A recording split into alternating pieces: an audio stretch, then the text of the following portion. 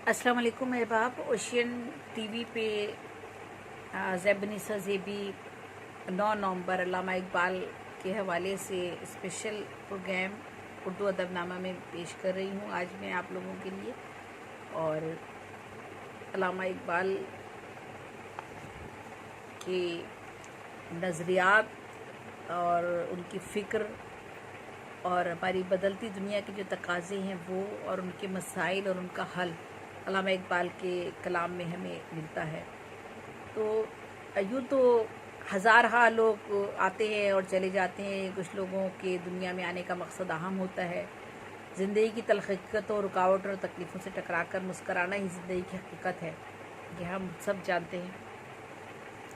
लेकिन जो लोग ज़िंदगी के गुनों को मसाइब व मसाइल का मुकाबला नहीं कर सकते और अपने ज़ाती मकासद के लिए खुदगर्जी और मफाद परस्ती के पुल में कैद कर लेती हैं, उनकी मिसाल बिल्कुल ऐसी ही है जैसे बस वो दुनिया में आए और आकर चले गए।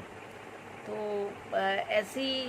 ऐसी सूरत हाल में कुछ लोग ऐसे भी होते हैं जो दुनिया में आते हैं और हर तरफ वो अपने फ़िक्र की रोशनी फैलाते हैं और उससे दुनिया को जगमगा कर चले जाते हैं। वो उनकी ज़िंदगी का कोई ना कोई मकसद होता है। हकीकत ज़िंदगी की वो हकीकतों को पहचानते हैं, जानते हैं और उन्हीं से मुतारिफ़ कराते हैं वो दीगर लोगों को भी।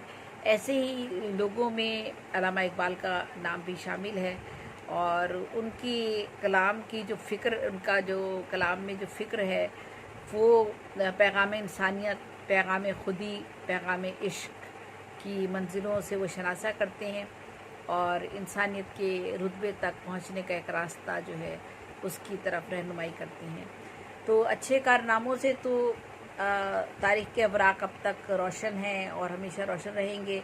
ऐसे ही रहबर और रहनुमा और इंसानियत के पैगंबर जो है वो आते रहते हैं दुनिया में और वो इल्म की रोशनी और फ़िक्र की रोशनी से इंसानी फलाह बहबूद और नई इंसानी की बेहतरी और खुशहाली के लिए काम करते रहते हैं। तो 20वीं सदी के एक बासर आलिम, साहिब बसीरत और फरासत, शायर मशरिक़, मज़हर मुफ़क्किर इस्लाम, अज़ीम दानिश्वर, मामला फ़हम, दूर अंदेश, सियासतदान, सूफ़ी, फ़लसफ़ी, कानूनदा, तहरीक पाकिस्तान के अहम नामवर शख्सियत डॉक्टर सर मोहम्मद इकबाल 9 नवंबर 1877 को सियालकोट में मुत्तकी पेशकार शेख नूर मोहम्मद के घर पैदा हुए थे। तो ये आज उनका दिन 9 नवंबर जो है ये 1877 में उन पैदा हुए थे सियालकोट में और आज उनकी यौम पैदाइश है 9 नवंबर को। इसी हवाले से मैं एक स्पेशल प्रोग्राम लेकर उर्दू अदबनामा में हाजिर हुई हूँ आप सबके साथ और आज हम उनकी फ़िक्र इकबाल पर हम आज बात करना चाहेंगे। आपने जर्मनी म्यूनिख यूनिवर्सिटी से फ़लसफ़े में PhD किया, इब्तिदा में तदरीस के शोबे से मुंसलिक हुए, लंदन से बैरिस्ट्री की तालीम हासिल की और मुस्तकिल तौर पर कानूनदान बन गए। कौम का दर्द दिल में जागुज़ी था, सियासी तहरीकों में जोशो खरोश से हिस्सा लिया, ऑल इंडिया मुस्लिम लीग के सदर बने। इलाहाबाद के तारीख़ी सदारती खुतबे में पाकिस्तान का तस्वुर आपने पेश किया। उर्दू और फ़ारसी पर आपको अबूर हासिल था। आपकी कुतुब के तराजिम अंग्रेज़ी, जर्मनी, फ़्रांसीसी, चीनी और जापानी में हुए। आपका बुनियादी रुझान इब्तिदा से ही तसव्वुफ़, अहियाए उम्मत इस्लाम, हुब्बे रसूल और इश्क़ अल्लाह की तरफ रहा। आपने अपने कलाम के ज़रिए मुसलमान आलम के माबैन यकजहती और इत्तेहाद और यगानगत के नज़रियात को आम फहम करने के लिए तमाम ज़िंदगी जदोजहद। अल्लामा ने अपनी फ़िक्र के ज़रिए नज़रिया खुदी का एक ऐसा तस्वुर पेश किया जिसने इंसान की ख़ौबीदा सलाहियतों, इज़्ज़त नफ्स और खुदशनासी के जवाहिर को उस पर मुनकशिफ किया। नेकी व बदी के तज़ादात, अखलाकी और रूहानी कदरों, इंसानी फ़लाह और अफ़ाक़त के नज़रियात को उस पर आश्कार किया, जिससे उनका नज़रिया इंसानियत, अफ़ाक़ी अखलाकियात के असूलों, भाईचारगी, मेल व मोहब्बत, हमदर्दी, सुलहजूई, अमन सलामती के फ़िक्र व एहसास का नुमाइंदा बनकर सामने आया। अमन सलामती के फ़िक्र व एहसास का नुमाइंदा बनकर सामने आया। क्या चीज़? उनका नज़रिया इंसानियत। आपने अपने नज़रिया खिर्द के ज़रिए जो हवास खमसा की तरजीहात व अहमियत और समाजी फलाई व फ़िक्री रुझानात की जो अक्कासी की और अक़ल की कसौटी और इश्क़ की जुनूनियत में एक तरतीब व तवाज़ुन के फ़लसफ़े को पेश किया। वो भी अपनी जगह अहम है। अल्लामा के नज़रिया इश्क की बुनियाद हकीकत पसंदी और सूफीज़म के नज़रियात से वाबस्ता है। ये नज़रिया फ़यूज़ इश्क को, सम्रात इश्क और इश्क हकीकी के रश्म साजियों के हज़ार हा धनक रंगों की धमाल पेश करता है। यह अकल से आगे की मंजिल है और हुब्बे रसूल और रब की कायनात की नेमतों करम नवाजियों के सामने बिस्मिल मोहब्बत की कदना सी बेचैनी व इस्तराबी तड़प का एक इजहार है। तो जहाँ तक नज़रिया वैदानियत और तसव्वुफ़ जो है वो इसी नज़रिए से जन्म लेता है और यही नज़रिया अक़ली दलाइल की परख बनकर आलम इंसानियत को नेकी और अच्छाई की जानिब राग़िब करता है और नज़रिया निजात के ज़रिए भूख, बीमारी, नफ्सी, झूठ, लालच, मुनाफ़क़त, नफ़रत, जुल्म और जबर इस्तिसाल के माशी और बदहाली से निजात के फ़लसफ़े को नज़र इस्लाम के असूलों पर मुंतबिक करता है। यानी तमाम कायनात का पालनहार एक ही है, उसके ज़रिए उसी का दिया हुआ ज़ाब्ता हयात इंसान का मुकद्दर संवार सकता है। उसके मसाइल का हल, दुखों का मदावा उसी के अताअत और उसके असूलों पर अमल दरामद में ही मख्फी है। अल्लामा ने मगरबी तहज़ीब और एहसास ग़ुलामी की ज़ंजीरों से आज़ादी का मज़दा भी सुनाया और अपने पैगाम हिम्मत और अमल के ज़रिए इंसान को हर मुश्किल से टकराने और ख़ौस्ते से ज़िंदगी के मसाइल को हल करने का रास्ता भी दिखाया। आपने अपने फ़लसफ़े सुकूत और हरकत के ज़रिए तसव्वुर फ़ना और बका की वजाहत की, मनाज़िर कुदरत और फितरत की खूबसूरत तस्वीर कशी करके ज़िंदगी और फितरत के रब्त की अहमियत को पेश किया। फूलों, पौधों, पत्तों, बहारों, सब्ज़ों, झरनों, सितारों, सैयारों, कायनात के नज़ारों में तब्दीली के तमाम तर मनाजिर से इंसान को अमली जदोजहद और नज़रिया हरकत की तरगीब दी।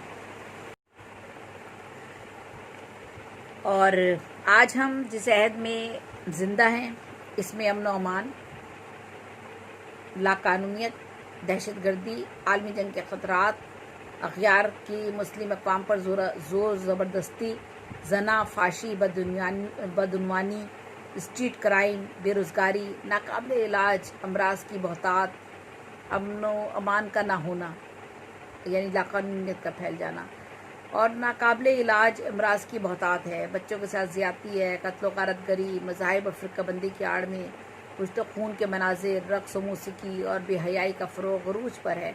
हम अपने असलाफ़ व अजदाद के कारनामों और तारीख़ से नाबलद हैं। अहले कलम तबका कौमों की तकदीर संवारने का फ़रीज़ा अंजाम देने के बजाय अपनी खुद नुमाई और शहरत, एज़ाज़ात और एवार्ड और दौलत के हसूल के पीछे अंधाधुंध भागा चला जा रहा है। अदब के तमाम शोबे हकीकी अदब के तख्लीक़कारों से रफ्ता रफ्ता खाली होते चले जा रहे हैं। शायरी को लोगों ने मजाक और शोहरत का आसान तरीन ज़रिया समझ लिया है और किताबों और शायरी की ख़रीद फ़रोख्त का बाज़ार गर्म कर रखा है। अब न अल्लामा जैसे शायर है, ना ही जौहर, मौलाना मोहम्मद अली जौहर, ज़फ़र अली ख़ान, अल्ताफ़ हुसैन हाली, सर सैयद अहमद ख़ान, गालिब, मीर जैसे शौरा व अदब और सहाफ़ी नज़र आते हैं। तारीख़ अदब उठाकर देखी जाए तो सच है कि अल्लामा इकबाल वो मर्द मुजाहिद थे जिनके इनकलाबी पैगाम ने अंग्रेज़ों की ग़ुलामी में जकड़े हुए इंसानों को आज़ाद कराया और उनके कलाम ने सिर्फ़ हिंदुस्तान के ही लोगों को आज़ाद रहने और इज़्ज़त नफ्स से ज़िंदगी गुजारने का दर्स नहीं दिया, बल्कि एशिया के दीगर ममालिक को भी सियासी और फ़िक्री ग़ुलामी से निजात दिलाकर सियासी इनकलाब की जानिब राग़िब किया। अल्लामा इकबाल बनी नौ इंसान के लिए एक नज़रिया निजात वाज़ेह और जामे रखते थे जो दुनिया में अमन सलामती का ज़रिया बन सकता था। वो सरमायादारों और ज़रगरी के भी सख्त मुखालिफ थे। वो मज़दूरों, किसानों और मेहनत कश तबके को बेदार करके उनमें आपस के तफ़रक़े और फूट को ख़त्म करना चाहते थे। वो इंसानों को बेदारी का पैगाम यूँ देते हैं। उठ के अब बज़्म जहाँ का और ही अंदाज़ है, मशरिक़ व मग़रिब में तेरे दौर का आगाज़ है। उठ के अब बज़्म जहाँ का और ही अंदाज़ है, मशरिक़ व मग़रिब में तेरे दौर का आगाज़ है। और ज़रगरी और सरमायाकारी की मुखालफत में वो ये कहते हैं कि ततब्बुर की फसूंकारी से मुहक्कम हो नहीं सकता जहाँ में जिस तमद्दुन की बिना सरमायादारी है। इकबाल वतनियत और कौमियत के नज़रिए से भी इख्तलाफ करते हैं। उनके नज़दीक ये तमाम हथकंडे सरमायादारी की बुनियादों को मजबूत करने के लिए हैं और उनका ये नज़रिया वाज़ेह है और पैगाम बनी नौ इंसान की भलाई और आलमी इंसान की फलाह का ज़ामिन भी है। वो ग़ुलामी, इंसानी आफाकी और जबर इस्तबदाद से निजात का ज़रिया नज़रिया इंसानियत को समझते हैं। بہت واضح انداز میں وہ انسانی احترام کی تائید کرتے ہیں۔ وہ صرف نظریہ انسانیت پہ یقین رکھتے ہیں اور کہتے ہیں یہ ہندی وہ خراسانی، یہ اقوانی وہ تورانی، تو اے شرمندہ ساحل اچھل کر بے قرار ہو جا۔ اقبال کا انقلابی تصور صرف مسلمانوں کے لیے ہی نہیں ہے بلکہ اقوام عالم کے لیے ہے، جس کا احاطہ ہندوستان، ایران، افغان اور عرب تک ہی نہیں بلکہ آفاقی ہے، اور وہ ملکی، نسلی اور مذہبی تفریق کے مخالف تھے۔ علامہ کا نظریہ خودی کیا ہے؟ علامہ کے نزدیک نظریہ خودی کا پہلا درجہ اطاعت الہی ہے، یعنی اللہ کے قانون کی پابندی کرنا۔ ضبط نفس دوسرا درجہ ہے، نفس سرکش کو قابو میں لانا۔ ان دونوں درجوں سے گزر کر وہ نیابت الہی کے درجے پر فائز ہوتا ہے، اور یہ انسانیت کا اوج کمال ہے۔ کوئی اندازہ کر سکتا ہے اس کے زور بازو کا؟ نگاہ مرد مومن سے بدل جاتی ہیں تقدیریں۔ کوئی اندازہ کر سکتا ہے اس کے زور بازو کا؟ نگاہ مرد مومن سے بدل جاتی ہیں تقدیریں۔ اقبال کے نزدیک خودی اپنی دنیا آپ پیدا کرنے کا نام ہے۔ انسان کی شان، آن بان، فتح، کامیابی، ترقی، خوشحالی، عرفان نفس، خود شناسی میں ہی مضمر ہے۔ اقبال کے نزدیک تصور خودی صوفیانہ فکر کی اساس ہے۔ مجھے محبت ان جوانوں سے ہے، ستاروں پہ ڈالتے ہیں جو کمند، اور ان کا نظریہ عقل و عشق، فطرت کو خرد کے روبرو کر، تسخیر مقام رنگ بو کر۔ عشق کے معنی تمام شعراء کے نزدیک یہی ہوتے ہیں کہ خاکی کو خاکی سے انتہا درجے کی محبت ہو، لیکن صوفیانہ مزاج شعراء کی طرح اقبال کے نزدیک عشق کا مفہوم عشق حقیقی سے متعلق ہے۔ عشق اللہ اور عشق رسول ان کی فکر کا بنیادی وصف ہے۔ ان کے نزدیک وہ شخص کبھی فنا نہیں ہوتا جس کا دل عشق سے زندہ ہو جاتا ہے، جو عشق کی تکلیفوں و مشکلات سے ٹکرانا سیکھ لیتا ہے، وہ زندگی کی تلخیوں سے نہیں گھبرا سکتا۔ ان کے ہاں عشق کا تصور ایک بہادر، باہمت اور جانبازی کا ہے۔ وہ عاشق کو روتے، فریاد کرتے، آہیں بھرتے پسند نہیں کرتے۔ وہ عشق اور عقل کو یکجا کر کے جب موازنہ کرتے ہیں تو عشق کی اہمیت بڑھ جاتی ہے، اور تب وہ عشق کی حقیقت کا اعتراف اس طرح کرتے ہیں۔ عقل نے ایک دن یہ دل سے کہا، بھولے بھٹکے کی رہنما ہوں میں، ہوں زمیں پر گزر فلک پر میرا، دیکھ تو کس قدر رسا ہوں میں۔ دل نے سن کر کہا یہ سب سچ ہے، پر مجھے بھی تو دیکھو کیا ہوں میں، راز ہستی کو تو سمجھتی ہے اور آنکھوں سے دیکھتا ہوں میں، ہے تجھے واسطہ مظاہر سے اور باطن سے آشنا ہوں میں۔ نظریہ عشق کے بارے میں واضح طور پہ کہتے ہیں کہ دنیا کی تخلیق کی اصل وجہ ذات نبی ہے۔ آپ کی وجہ سے خالق کی پہچان ہوئی ہے، آپ ہی نے اللہ کی حقیقت سے آگاہ کیا ہے اور اس کے اسرار و رموز سے شناسا کیا ہے۔ اقبال کے نزدیک عشق الہی ہی ایک عطیہ اور نعمت ہے۔ معرفت الہی انسان میں عاجزی، وجدان، خود آگہی، باطنی شعور، جنون، جذب، جستجو اور انہماک پیدا کرتا ہے۔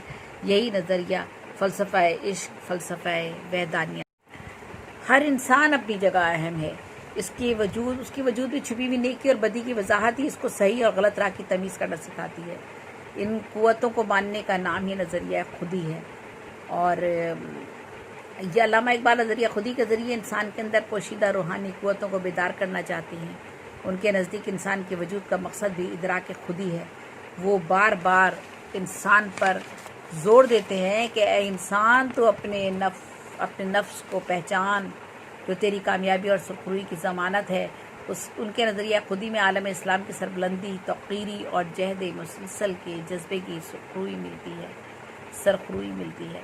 علامہ کے نزدیک خودی محبت الہی سے محکم ہوتی ہے، اور جب یہ محکم و مستقیم ہوتی ہے تو وہ اپنے اندر اعلیٰ انسانی صفات پیدا کر لیتا ہے۔ اقبال اپنی نظم ساقی نامہ میں کہتے ہیں، یہ موج نفس کیا ہے؟ تلوار ہے۔ خودی کیا ہے؟ تلوار کی دھار ہے۔ خودی کیا ہے؟ راز درون حیات۔ خودی کیا ہے؟ بیداری کائنات۔ ازل اس کے پیچھے، ابد سامنے، نہ حد اس کے پیچھے، نہ حد سامنے۔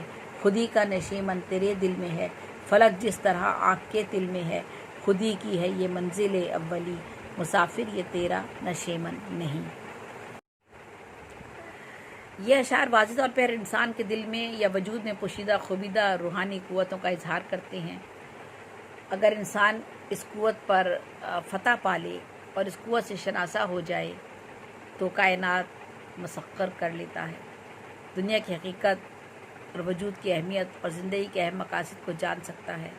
آج امت مسلمہ کے تفرقے، اختلافات اور نزاع کی وجہ سے شام، فلسطین، برما، افغانستان، عراق کے مسلمان جن اذیتوں سے گزر رہے ہیں، وہ ہم سب کے سامنے ہے۔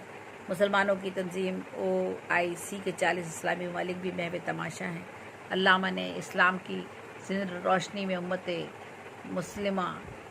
مسلمہ کی اتحاد و اتفاق پر زور دیا۔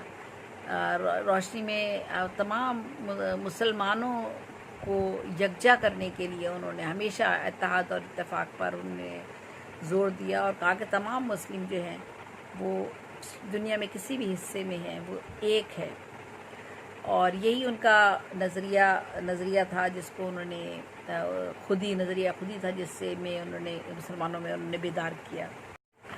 جہاں تک نظریہ خرد کا تعلق ہے تو اقبال کا نظریہ خرد دوسرے شعراء کی نسبت کافی واضح ہے۔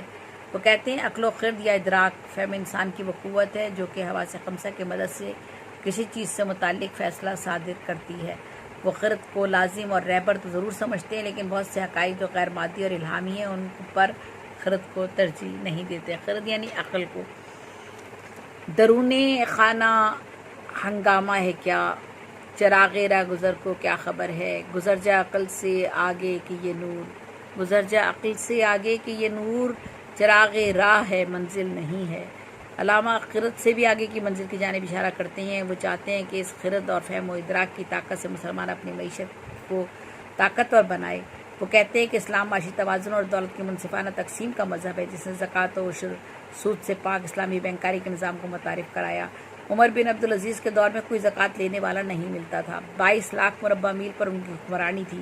رسول اللہ نے فرمایا فقر انسان کو کفر تک پہنچا دیتا ہے، یعنی فاقہ جو ہے اور بھوک جو ہے اور جو غربت جو ہے وہ انسان کو کفر تک پہنچا دیتی ہے۔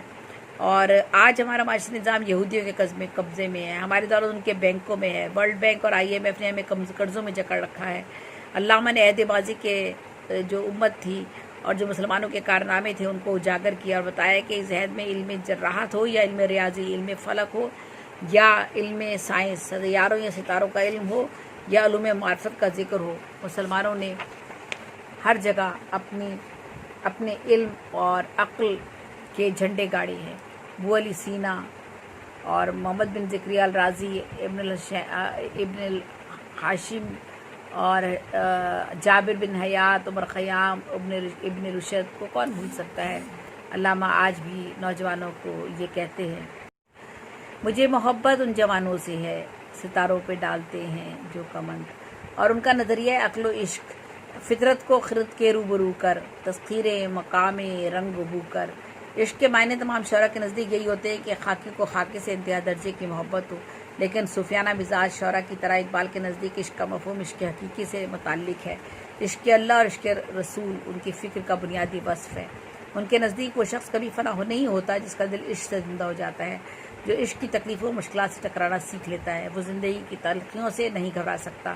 ان کے ہاں عشق کا تصور ایک بہادر، باہمت اور جانبازی کا ہے۔ وہ عاشق کو روتے فریاد کرتے آہیں بھرتے پسند نہیں کرتے۔ وہ عشق اور عقل کو یکجا کر کے جب موازنہ کرتے ہیں تو عشق کی اہمیت بڑھ جاتی ہے، اور تب وہ عشق کی حقیقت کا اعتراف اس طرح کرتے ہیں، عقل نے ایک دن یہ دل سے کہا، بھولے بھٹکے کی رہنما ہوں میں، ہوں زمیں پر گزر فلک پر میرا، دیکھ تو کس قدر رسا ہوں میں۔ دل نے سن کر کہا یہ سب سچ ہے، پر مجھے بھی تو دیکھو کیا ہوں میں، راز ہستی کو تو سمجھتی ہے اور آنکھوں سے دیکھتا ہوں میں، ہے تجھے واسطہ مظاہر سے اور باطن سے آشنا ہوں میں۔ نظریہ عشق کے بارے میں واضح طور پہ کہتے ہیں کہ دنیا کی تخلیق کی اصل وجہ ذات نبی ہے، آپ کی وجہ سے خالق کی پہچان ہوئی ہے، آپ ہی نے اللہ کی حقیقت سے آگاہ کیا ہے اور اس کے اسرار و رموز سے شناسہ کیا ہے۔ اقبال کے نزدیک عشق الہی ہی ایک عطیہ اور نعمت ہے۔ معرفت الہی انسان میں عاجزی، وجدان، خودآگاہی، باطنی شعور، جنون، جذب، جستجو اور انہماک پیدا کرتا ہے۔ یہی نظریہ فلسفہ عشق، فلسفہ وحدانیت۔ مرد خدا کا عمل عشق سے صاحب فروغ، مرد خدا کا عمل عشق سے صاحب فروغ، عشق ہے اصل حیات، موت ہے اس پر حرام، عشق کے مضراب سے نغمہ تار حیات، عشق سے نور حیات، عشق سے نار حیات۔ اس کے نزدیک عشق دنیا کی تباہیوں اور بربادیوں سے بالا تر ہے۔ عشق کے نزدیک فنا اور فانی کا کوئی تصور نہیں، اس پر موت بھی حرام ہے۔ عشق کی بدولت زندگی کا نغمہ تار بج رہا ہے۔ انسانی عمل کا کوئی دائرہ ہو، ذکر و فکر کا کوئی حلقہ ہو، یہ بصیرت عشق ہر جگہ مشعل راہ ثابت ہوتا ہے۔ یہ فیض عشق کا ہی کرشمہ ہے کہ انسان معمار ہے، فنکار ہے، آرٹسٹ ہے، مصور ہے، شاعر ہے، سوز و ساز ہے، نغمہ گر ہے، سنگ تراش ہے۔ الحمرا سے تاج محل تک، مسجد قوت اسلام سے مسجد کرتبہ تک عشق ہی عشق کا ذوق عمل اور جذبہ کار فرما ہے۔ ان کے نزدیک عشق والہانہ جذبہ ہے، وہ والہانہ جذبہ ہے جو انسان کو آفاقیت تک لے جاتا ہے۔ اس کی قوت سے یقین و ایمان میں مضبوطی اور پختگی آتی ہے، اور ایمان بالغیب پر یقین کامل ہو جاتا ہے۔ اسوہ نبی کی اتباع سے ہمارے اخلاق سنورتے ہیں، دلوں میں کشادگی آتی ہے، اور نور تجلی خداوندی پیدا ہوتا ہے۔ پیغام ہمت و عمل۔ علامہ نے اپنی شاعری کے ذریعے انسانیت کی بھلائی اور فکر رہنمائی کا فریضہ بھی انجام دیا۔ انہوں نے اپنی فکر و نظریات کے ذریعے ملک و قوم کو سدھارنے اور حالات کو بہتر بنانے کے لیے تگ و دو کی ہے۔ انہوں نے اس عہد میں جو کلام کہا وہ آفاقیت پر مبنی ہے، جو تاابد ہر نسل ہر قوم کی رہنمائی بہتری بھلائی کے لیے کام آتا رہے گا۔ ان کے دل میں جو مسلمانوں کے لیے درد اور بے چینی تھی، اسے انہوں نے اپنے کلام کا حصہ بنا کر اسے فکری بیداری اور اخلاقی ابتری کی کیفیات سے نکالنے کے لیے انہیں ماضی کے سنہری ادوار کی تصویریں دکھائی، اسلاف کے کارناموں کے تذکرے سے ان میں جذبہ ہمت اور جوش و بلبلہ جگایا، جد و جہد، محنت کشی اور ہر لحظہ نئے عزم سے آگے بڑھنے کا حوصلہ دیا، گفتار و کردار میں عمل کی تاثیر پیدا کرنے پر زور دیا، زندگی کو ناکامی اور مشکلات سے نکالنے کے راستے متعین کیے، عمل، یقین، محبت، جہاد کے اصولوں پر کاربند رہنے کا شعور عطا کیا، مرد مومن کی صفات کو اجاگر کیا، انسانی تعمیری صلاحیتوں کو جلا بخشی، معاشرے، قوم و ملت اور انسانیت کی بھلائی و بہتری، بقا اور کامیابی کے لیے فرد اور ملت کے فلسفہ ربط کو روشناس کرایا، ہمت، بہادری، طاقت و قوت سے ظلم سے نبردآزما ہونے کے لیے گرگس اور شاہین کی خصوصیات کو نمایاں کیا، علم، عمل، جد و جہد مسلسل، سخت محنت، زندگی کی ہر مشکل کو آسان بنانے کا فلسفہ بتایا اور سمجھایا کہ علم، عمل، جہد مسلسل اور سخت محنت زندگی کی ہر مشکل کو آسان بنا دیتی ہے۔ مغربی تہذیب اور غلامانہ ذہنی سے نجات دلانے کے لیے ہی لازوال شاعری انہوں نے تخلیق کی۔ علامہ کا نظریہ خودی کیا ہے؟ علامہ کے نزدیک نظریہ خودی کا پہلا درجہ اطاعت الہی ہے، یعنی اللہ کے قانون کی پابندی کرنا۔ ضبط نفس دوسرا درجہ ہے، نفس سرکش کو قابو میں لانا۔ ان دونوں درجوں سے گزر کر وہ نیابت الہی کے درجے پر فائز ہوتا ہے، اور یہ انسانیت کا اوج کمال ہے۔ کوئی اندازہ کر سکتا ہے اس کے زور بازو کا؟ نگاہ مرد مومن سے بدل جاتی ہیں تقدیریں۔ کوئی اندازہ کر سکتا ہے اس کے زور بازو کا؟ نگاہ مرد مومن سے بدل جاتی ہیں تقدیریں۔ اقبال کے نزدیک خود ہی اپنی دنیا آپ پیدا کرنے کا نام ہے۔ انسان کی شان، آن بان، فتح، کامیابی، ترقی، خوشحالی، عرفان نفس، خود شناسی میں ہی مضمر ہے۔ اقبال کے نزدیک تصور خودی صوفیانہ فکر کی اساس ہے۔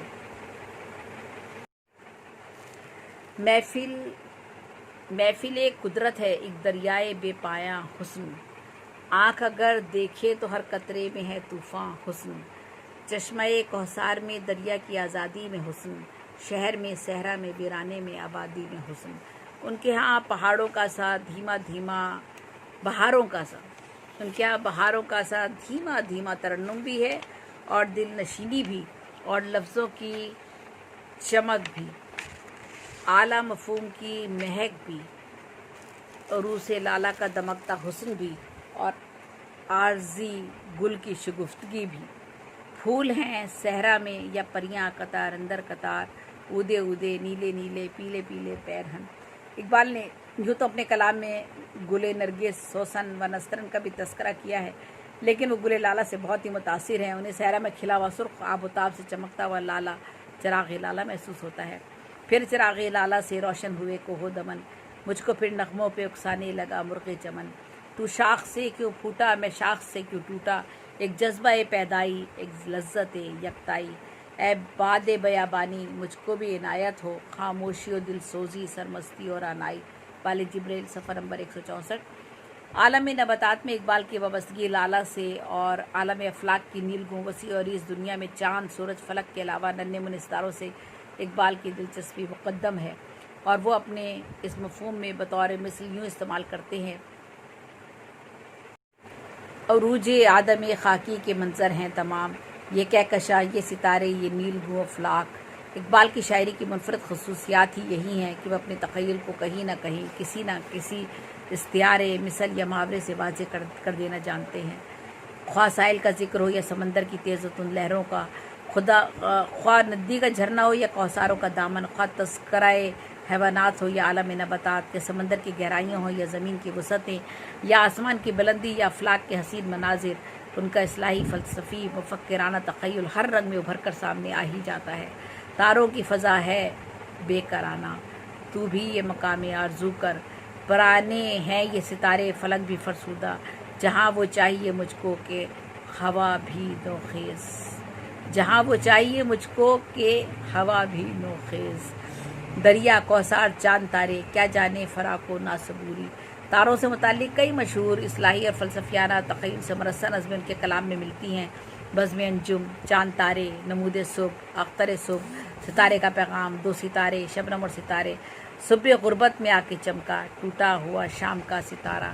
اقبال خوبصورت، تمہید اور دلچسپ مناظر پیش کر دینے کی اعلیٰ صلاحیت سے مالا مال ہیں۔ وہ اپنے کسی نظریے، کسی تخیل کو حقائق کے روبرو لا کر اپنے تخیل کو جادوئی کیفیت بخش دیتے ہیں۔ وہ بحیثیت شاعر حسن کی فطرت نگاری اور خوبصورتی سے مرغوب، لیکن ان کا فلسفیانہ اصلاحی تخیل اس خوبصورتی کے پس منظر سے ابھر کر نہایت حسین لہجہ اختیار کر لیتا ہے۔ مثلاً جذبہ خودشناسی کی وضاحت قطرے اور دریا کی مثال دے کر ایسے کرتے ہیں: ہر قطرہ دریا میں دریا کی ہے گہرائی، ہر قطرہ دریا میں دریا کی ہے گہرائی۔ وہ سمندر، پانی، قطرے، ساحل اور موجوں کا بیان نہایت خوبصورت انداز میں کرتے ہیں۔ وہ پانی کو ساکت اور ٹھہرا ہوا پسند نہیں کرتے۔ ان کے نزدیک ساکن اور پانی کا ٹھہراؤ غلامی اور قید و بند کی علامت ہے، جبکہ اس کے برعکس پانی کی تیز رفتاری، تند و تیز لہریں، رواں دواں ندی آزادی اور خوشحال زندگی کی مظہر ہے۔ اس لیے وہ جمود اور ٹھہراؤ کے مخالف ہیں۔ زندگی کے مسائل کا حل عہد جدید میں وہ اسلام کے اصول حرکت یعنی مسلسل اجتہاد میں تلاش کرنے پر زور دیتے ہیں۔ سنگے رہ سے گاہ بچتی گاہ ٹکراتی ہوئی نظمیں یہ ان کی حامیہ۔ پانی کی دلکش روانی اور دھیما دھیما انداز خرام سے مراد اقبال کے ہاں جد و جہد، خوب سے خوب تر رواں دواں روانی حیات ہے اور زندگی کی ہر مشکل کا حل ہے۔ وہ اپنی نظم موج دریا میں لہر سے مخاطب ہیں: ہوں وہ رہ رو کہ محبت ہے مجھے منزل سے، کیوں تڑپتی ہوں یہ پوچھے کوئی میرے دل سے، زحمت تنگی دریا سے گریزاں ہوں میں، وسعت بحر کی فرقت میں پریشاں ہوں میں۔ بانگ درا میں وہ لکھتے ہیں: تڑپتی، مچلتی، بکھرتی موجوں میں اقبال انسان کی بے چینی، بےتاب اور انفرادیت پسند وجود کو دیکھتے ہیں، اور موج کا یہ انداز علامت نمود ذات اور شوق ظہور کی تکمیل۔ موج رقصاں تیرے ساحل کی چٹانوں پر مدام، یہ بانگ درا میں ان کا کلام ہے۔ علامہ کبھی کبھی پانی کے ٹھہراؤ، ندی کے سکوت اور موج کی خاموشی کا بھی تذکرہ کرتے ہیں۔ کبھی ایسے وقت وہ موجوں کے سکوت اور ٹھہراؤ کو اضطراب، بے چینی اور فطرت کی بے کلی سے تشبیہ دیتے ہیں۔ ساحل دریا پہ تھا ایک رات میں محو نظر، گوشۂ دل میں چھپائے ایک جہان اضطراب، دریا کی تہ میں چشم گرداب سو گئی ہے، ساحل سے لگ کے موج بےتاب سو گئی ہے۔ اور انوکھا دلکش انداز دیکھیے، جیسے گہوارے میں سو جاتا ہے طفل شیر خوار، موج مستر تھی کہیں گہرائیوں میں مست خواب۔ جہاں تک فطرت حسن، دل نشیں مناظر، حسن زیبائی، حسن کائنات، سبزے پہاڑ، دریا، ساحل، موج، چرند پرند کی دلکش راگنی، حسین اشیاء کی جزیات نگاری اور آبشاروں کی مترنم آوازوں کا تعلق ہے، وہ اپنی جگہ اٹل حقیقت ہے۔ اور یہ سب مناظر اقبال کے تصور میں اس طرح ابھر کر سامنے آتے ہیں کہ وہ فطرت کی خوبصورتی میں اپنے اہم موضوعات کا عکس دیکھ لیتے ہیں۔ اقبال صوفی بھی ہیں، فلسفی بھی، ان کے لہجے میں ترنم بھی ہے، للکار بھی۔ وہ استعارات اور محاورات کو بھی استعمال کرتے ہیں اور تشبیہات اور استعارات اور تمثیلوں سے پرہیز بھی کر جاتے ہیں کبھی کبھی۔ ان کا انداز بیان واضح بھی ہے، سادہ بھی ہے، ان کے زبان و بیان میں زور بھی ہے، برجستگی بھی ہے، ان کی شاعری میں دل گرفتگی بھی ہے اور جوش و خروش کا ولولہ بھی ہے۔ ان کے ہاں محبت انسانی ہے اور روابط اقوام کا درس بھی۔ ان کے ہاں ذہانت بھی ہے اور رمزیت بھی، نکتہ آفرینی بھی اور شعور و خرد کی روشنی بھی، غرض کے خیال کی بلندی، جوش عمل، امنگ، بلند آہنگی، سند گری، شیریں بیانی، طرز گفتارش اور انداز اشتعارش، یعنی ارتعاش پیدا ہو جانا صرف اور صرف اقبال ہی کا خاصہ ہے۔ منظر نگاری میں ان کا انداز ربط و تسلسل و روانی کا جواب ہی نہیں۔ وہ اپنی نظم ساقی نامہ بال جبرائیل مجموعہ میں بہار کا ذکر کچھ اس طرح کرتے ہیں: گل و نرگس و سوسن و نسترن، گل و نرگس و سوسن و نسترن، شہد ازل لالۂ خونین کفن، لالہ خونین کفن، وجوہ کوہستاں اچکتی ہوئی، اٹکتی لچکتی سرکتی ہوئی، اچھلتی پھسلتی سنبھلتی ہوئی، بڑے پیچ کھا کر نکلتی ہوئی، ذرا دیکھ اے ساقیِ لالہ فام، سناتی ہے یہ زندگی کا پیام۔ اقبال کے کلام کی سچائی اور سادگی کا اپنا ہی جداگانہ انداز ہے۔ تمدن، تصوف، شریعت، کلام، بتان عجم کے پجاری تمام، حقیقت خرابات میں کھو گئی، یہ امت روایات میں کھو گئی، کبھی عشق کی آگ اندھیر ہے، مسلمان نہیں راکھ کا ڈھیر ہے۔ بس علامہ اقبال اپنی انہی منفرد صفات کی وجہ سے ادب عالیہ میں نہایت بلند مقام رکھتے ہیں۔ یہی وجہ ہے ایک طویل عرصہ گزر جانے کے بعد بھی ان کی یاد ہمارے دلوں میں جاگزی ہے، ہمارے سامنے اپنے کلام کی صورت میں وہ جاودہ ہیں، جگر میں وہی تیر پھر پار کر، تمنا کو سینوں میں بیدار کر۔ آج ضرورت اس امر کی ہے کہ علامہ کی فکر کو عام لوگوں تک پہنچایا جائے۔ مسلم اقوام جس طرح مظلومیت، بے بسی اور بے چارگی کی صورت میں پس رہی ہے، اسے اس ظلم و جبر کے حالات سے نجات دلائی جائے، عالمگیر اخوت، مساوات، بھائی چارگی اور انسانیت کے نظریات کے ذریعے اتحاد و اتفاق پیدا کیا جائے۔ علامہ نے مسلمانوں کے مابین جو صحیح درست اسلامی افکار ابھارے تھے انہیں پھر سے سامنے لایا جائے۔ نفس کے ہاتھوں اپنی ہی عزت و وقار کو داؤ پر لگانے والی قوم کو پھر سے علامہ کے فلسفہ فکر کے ذریعے جگایا جانا چاہیے۔ آج اس مضمون کا مقصد بھی یہی ہے کہ جو ہماری مایوسی کے اندھیرے ہر طرف پھیلے ہوئے ہیں، چاہے وہ کتنے ہی گہرے کیوں نہ ہو جائیں، امید کی کرن ہمیں کہیں نہ کہیں ضرور نظر آتی ہے۔ اور آخر میں اپنا ایک شعر کے ساتھ اس مضمون کا اختتام کرتی ہوں علامہ اقبال کے حوالے سے۔ یہ میرا شعر ہے: تزئین گلستاں بھی امکان میں ہے اس کے، چاہے تو پیدا کر دے زیبی بہار انسان۔ تو اگر ہم شعراء اور ادباء جن کے ہاتھوں میں قلم ہے وہ علامہ اقبال کی فکر کو اپنائیں اور اسی فکر کو آگے بڑھائیں اور اسی طرح کلام کہیں اور قوموں کو جگائیں، تو میں نہیں سمجھتی کہ دوبارہ سے ہم اپنے اسلاف اور اجداد کے کارناموں کی روشنی میں اپنے آپ کو بھی زندہ اور بیدار نسل کی طرح دوبارہ سے سرخرو کر پائیں گے۔ تو اس مضمون خاصا طویل تھا، بہت محنت سے لکھا تھا، بڑا تحقیقی مضمون تھا یہ میرا، اور بے شک آپ کو سننے میں پریشانی ہوگی، آپ کی سماعتوں پہ گراں بھی گزرے گا کیونکہ اتنی طوالت تھی، اور رات کے اس وقت 1 بج رہا ہے، اور چونکہ یہ 9 نومبر علامہ اقبال کے حوالے سے آج میں بات کر رہی ہوں، اور میں نے یہ بہت لیٹ جو ہے اس کو پیش کیا ہے اس پروگرام کو، تو اوشین ٹی وی کی بہت شکر گزار ہوں۔ اردو ادب نامہ میں آج میں نے اسپیشل پروگرام علامہ اقبال کے حوالے سے 9 نومبر کو پیش کیا ہے، اور اردو ادب نامہ میں آپ کی میزبان زیب النصر زیبی کو اجازت دیجیے۔ اوشین ٹی وی کا بہت بہت شکریہ کہ وہ مجھے یہ مواقع مہیا کرتے ہیں، اور آپ تمام احباب کا کہ آپ سب کو سب جو ہے وہ مجھے سنتے ہیں، اور آپ ہی میری ہمت اور داد جو ہے وہ مجھے آگے کچھ کام کرنے کا میرے اندر حوصلہ پیدا کرتی ہے۔